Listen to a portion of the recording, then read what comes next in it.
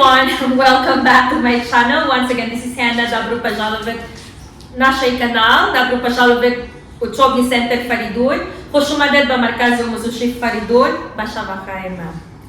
So our topic for today is past continuous. Okay, past continuous tense. In Tajik will be Zamoni, guzaштаи, давомдор. In Russian will be Pрошедшее, продолжительное, время. First, when we retell a story, everyone look at me and listen carefully, okay? When we retell a story, we always make mistakes. Why? Retelling a story, you call it narrative or narration. When you are telling me something, you always use past simple. Inagda isho present simple dohil dahami rastas.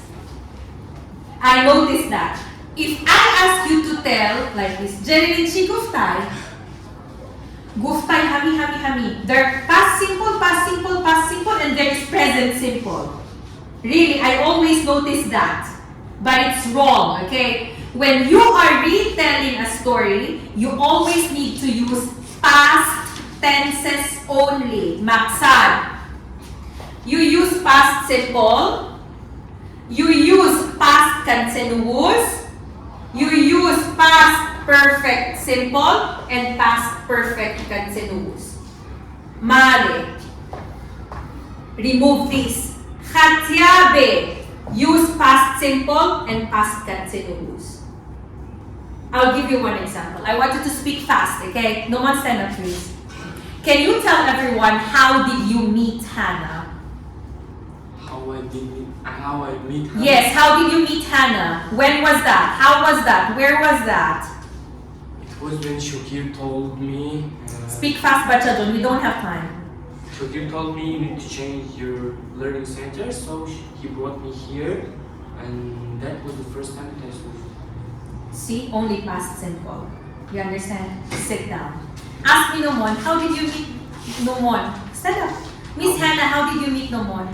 Miss Hannah, how did you meet me? Okay. That was approximately 2 years ago. I was sitting in room number 1, past continuous.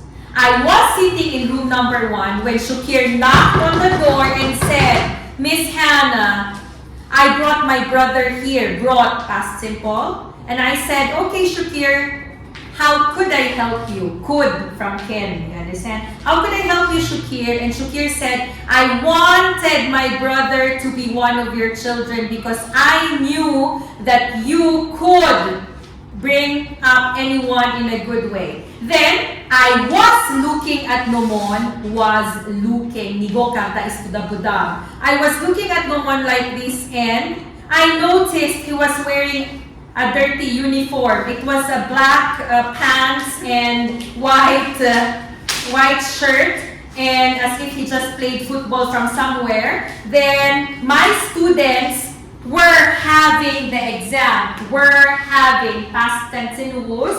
We're having the exam that time from elementary to pre-in. And I told Shukir, okay, no problem. I could get your brother once I finished elementary exams. You understand? That's the best way. Что происходило в прошлом? Do not use past simple. Хамайчис давомнокидора дар гузашта использовали past continuous. Did you understand? In Tajik also like that. Listen, my Tajik grammar is not so good, but let me try. Duson pesh, Shukir omadabud, Shukir maraguft, right? Guft. Maraguftabud. Miss Hannah, ma katidodariman omadabud. Hamin ba? Ma nigo karda istudabudam numonda. You understand? It should be like this in Tajik, right? So in English, exactly the same thing. Did you understand? Now, let's talk about past continuous, okay? Past continuous, very easy formula. I, he, she, it. Everything that is singular or shaklitan ho will get was and then verb with ing. You understand? Everything that is shakli jam and you, we, they will get were, then ing. You understand? In the negative, everything that is shaklitan ho, I, he, she, it will get wasn't and verb with ing. Everything that is shakli jam, you, we, they, weren't will get ing. And with the question will be was. For anything shaklitan ho, I, he, she, it also, then ing. Then were, you, we, they, and everything that is shakli jam will get an ing.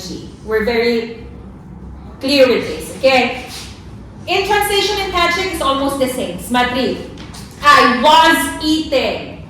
Man, huro, horda, istuda, bada. You, we, they were eating. Shumo, huro, horda, istuda, budeg. You understand? Now, let's go to the rules. There are only 4 rules. I want you to look at the board.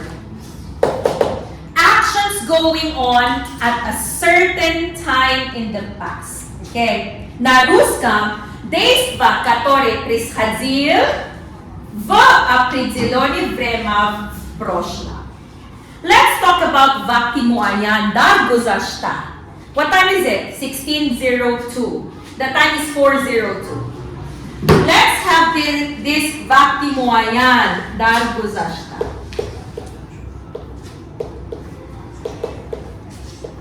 Imruz. So ati hash to nimi sahar in Vakti Muayan Dar Guzashta mo haste. Okay, mo has, sorry. 8 o'clock to 8:30. Emo mali da gujo pudi chikon kada pudi. I was sitting in that class and I was teaching. 8 o'clock in the morning. Stishka mualim na In the morning kusiya. I was sleeping. Very good. Matlo ba da gujo pudi.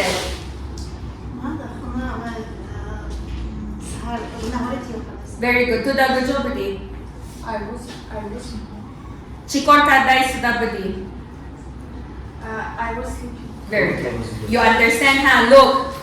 At 8 o'clock to 8:30, определенное время в прошлом. Vakti Muayan Dar Guzashta mo. So ati hash to nim. Hannah was cleaning the house. You understand? Vakti Muayan Hannah, she hash to si. Hannah, she ko kada istudabadar was cleaning the house. Did you understand? Hannah was cleaning the house. You cannot say Hannah cleaned the house at 8 o'clock to 8:30. Everyone look at the board. Why we cannot say Hannah cleaned the house at 8 o'clock to 8:30? Look, cleaning the house. Takriban, примерно, 4 минут, сколько минут продолжается уборка? Nim soat, toyat soat, to do soat. You understand? Cleaning the house will not be tamong. Clean. You understand? It will not happen in a minute. At first, jurub damegiri, sabok damegiri, toza mekini hamarat papariat kam tartib dami hamay chisonitakle. It will not be like opening the door. When you open the door, halas tamong umin, the house is clean. That's why it is something that is happening at a certain time in the past. It's logic. It is like studying. Can you study in 1 second? No. Example, this is the book. Okay, this is the book. Open the book, then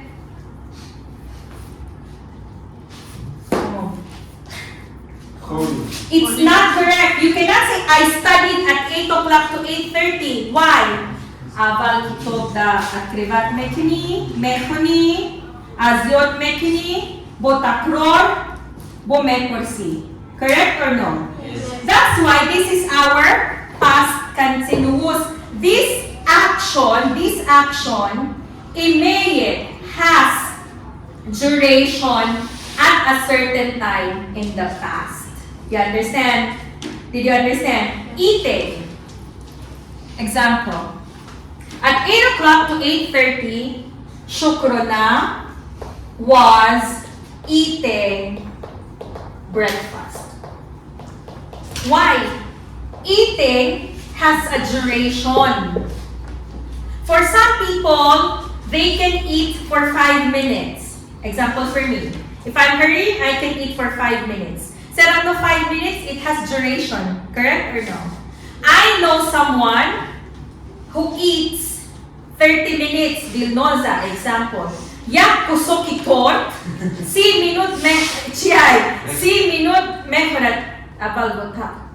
Uy, bamasa Miss Hannah. Oh, osta, yeah. I know people who are eating fast. Example, Numon, he eats fast. Correct or no? Correct or no? So, fast or slow, Seram no, the action has duration at a certain time in the past. Peldi koida panyana? Yes. Panyana. Second rule, look at the board, musil. Actions taking place at the same time. Past continuous kasait sa same days ba katori midzelayen adna vremena. Na primer. Oh, labay John. Famidam male. So achan. So mesha. Gujo meren. Kan. Ole bijon istudyak minut.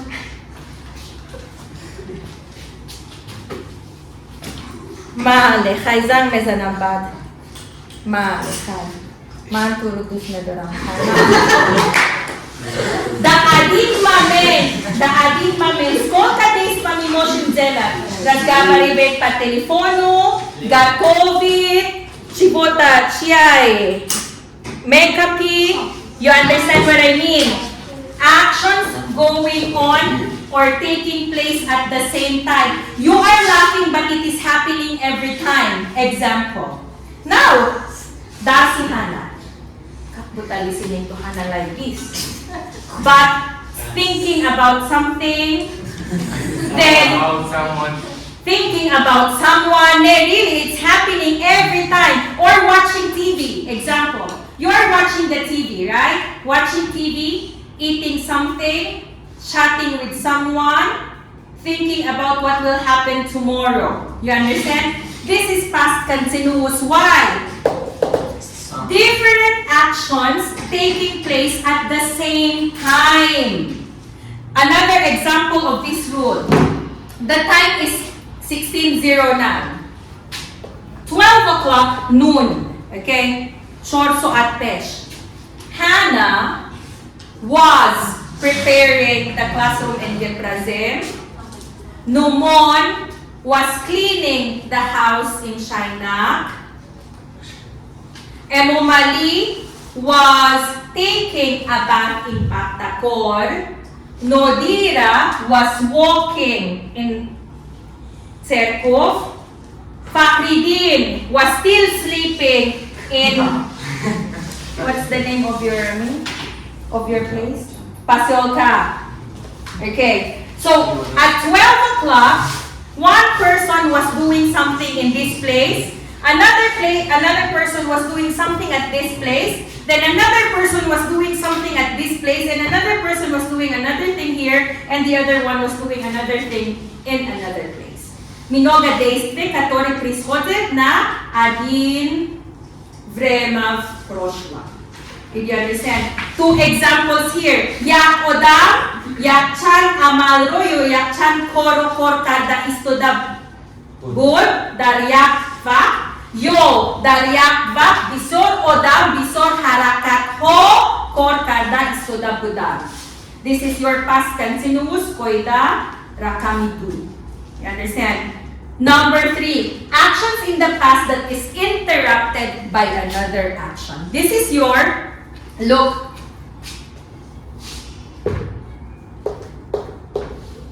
This is is your past continuous and this is your past simple.